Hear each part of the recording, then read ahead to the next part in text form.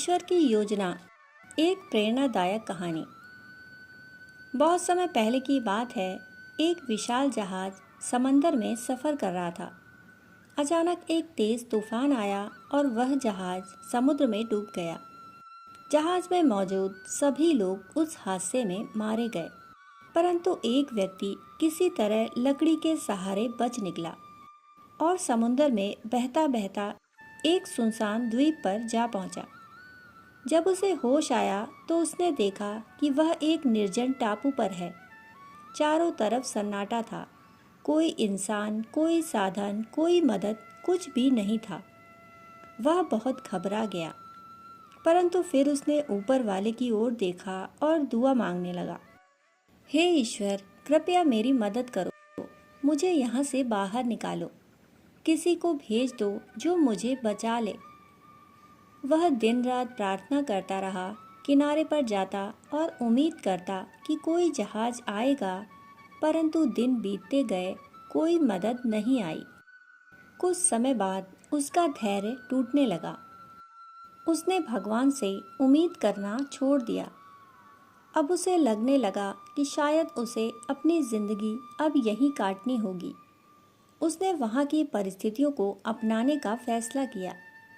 उसने जंगल से लकड़ियाँ इकट्ठा की, नारियल के पेड़ से फल तोड़े और मछलियाँ पकड़नी शुरू कर दी।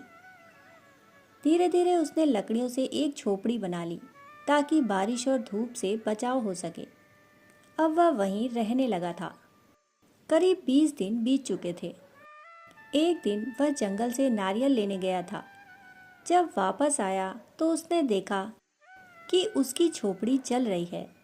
आग की लपटें आसमान तक जा रही थीं। उसका आशियाना, जो उसने कितनी मेहनत से बनाया था, अब राख हो चुका था। वह बहुत दुखी हो गया और टूट चुका था। आकाश की ओर देखते हुए उसने रोते हुए कहा, हे ईश्वर, मैंने तुझसे मदद मांगी, तूने मदद नहीं की। मैंने खुद मेहनत से घर बनाया, तूने उसे भी जला दिया। आखिर क्यों? वह पूरी रात दुख में रोता रहा, भगवान को कोसता रहा और थक कर वहीं सो गया। अगली सुबह जब उसकी नींद खुली तो वह चौंक पड़ा। एक बड़ा जहाज द्वीप के किनारे पर खड़ा था। कुछ लोग उसकी ओर बढ़ रहे थे। वह भागकर उनके पास गया और आश्चर्य से पूछा, आपको कैसे पता चला कि मैं यहाँ हूँ? उनमें से एक व्यक्ति ने मुस्कुराते हुए कहा, हमने कल रात तुम्हारी जलती हुई झोपड़ी का धुआं दूर से देखा और सोचा कि शायद कोई मदद की ज़रूरत में है। उसी धुएं ने हमें यहाँ आने का संकेत दिया। वह व्यक्ति यह सुनकर चुप रह गया। उसकी आंखों से आंसू बहने लगे, इस बार शिकायत के नहीं, आभार और समझ के।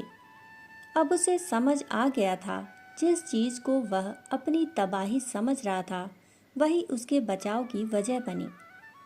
जिस आग को उसने श्राप समझा, वही उसका सिग्नल बन गई, वही उसकी किस्मत बन गई। हमारी ज़िंदगी में भी अक्सर ऐसा ही होता है। हम जो चाहते हैं वह नहीं होता। चीज़ें हमारी प्लानिंग के अनुसार नहीं चलती। तब हम दुखी होते हैं, ऊपर वाले को दोष देने लगते हैं। परंतु सच्चाई यह है कि भगवान की योजना हमसे कहीं बड़ी और बेहतर होती है। वह जानता है कि किसे कब, क्या और कैसे देना है। जब कोई दरवाज़ा बंद होता है तो वह दूसरा दरवाज़ा ज़रूर खोलता है। इसलिए जब ज़िंदगी कठिन हो, जब सब कुछ टूटता हुआ लगे, तब भी उम्मीद मत छोड़ो।